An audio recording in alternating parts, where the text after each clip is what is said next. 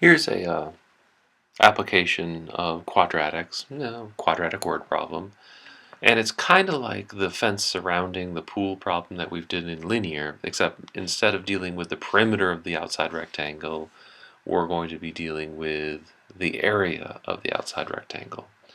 So again, we need to find the dimensions of the black rectangle in this case. So we have a pool measuring 19 by 14 meters is surrounded by a cement path of uniform width.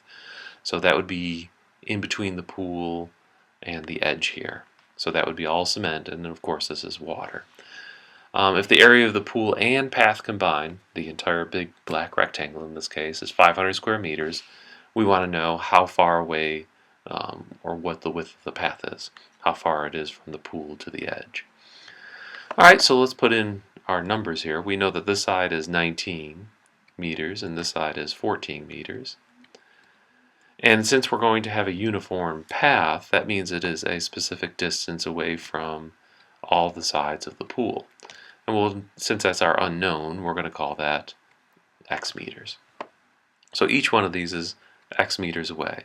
Top, left, bottom, and right. So we're going to have all these x meters away. Alright, so we need to know the dimensions of this rectangle to figure out what its area is. So when you say how far is it from here to here, you already know this portion of the path. From here to here is 19 meters. So then you have another piece over here that we need to find, and another piece over here. And we know what both of those are. They're both x meters. So the distance along this side of the rectangle, I'm going to write it backwards, is 19 plus 2x. So similarly, we're going to have an x here and an x here, and in between it, we know that this is 14 meters. So we'll have 14 meters in the middle, and x is at the top and the bottom. So this side is going to be 14 plus 2x in length. So this would be our length of our rectangle. This would be the width of our rectangle. And the formula we're going to use is one that deals with square meters. So the area of a rectangle is equal to length times width. We know what the area is, 500. The length, we're going to substitute something into it, and same thing for the width, so I'll put empty set of parentheses. And the length we found to be 19 plus 2L. And the width we found, sorry, not 2L, 2x. And the width we found to be 14 plus 2x.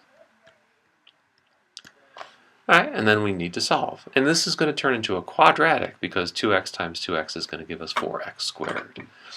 So our goal is get rid of the parentheses, combine like terms, get it equal to 0. So let's get rid of the parentheses first. Distributive property, 19 times 14. 266 plus, we're going to get a 28x and a 38x, so 38 plus 28 for 66x, and then of course that 4x squared. Alright, so we got rid of the parentheses, combine like terms, get it equal to 0, so we're going to subtract 500 from both sides. And then also, I'll put it in order. I like the 4x squared first, descending order. So we get, I just wrote 4x cubed, 4x squared. And then we need to do 266 minus 500. We'll get our 66x still. And then we got our negative 234. You could divide all of them by 2, but again, the numbers are kind of large. We'd be looking for two factors of 234 that subtract up to 66, and I usually just jump into quadratic formula. So let's solve x that way. So we're going to get x is equal to negative b plus or minus the square root of b squared minus 4 times a times c, all divided by 2a. Alright, and plug in what we know. B is 66, so that'll go in these two locations. A is 4, C is negative 234, which is a good thing. It's negative 234, and this negative will make it positive, so we won't have imaginary roots. And then down here is 4 again. And just need to simplify now. So we get x equals negative 66 plus or minus the square root of something. And I like figuring out the inside first. So 66 squared plus 4 times positive 234. I changed the sign already. That's 8100. Which sounds like it'll be 90 when we're all done. Yeah, square root of that is 90. So you're going to get x is equal to negative 66. And again, plus or minus 90, but we want the answer to be positive, so more than likely we'll stick with the positive root. That only changes if the bottom is negative, but in this case it's positive. So we're going to get x is equal to minus 66 divided by 8, 3.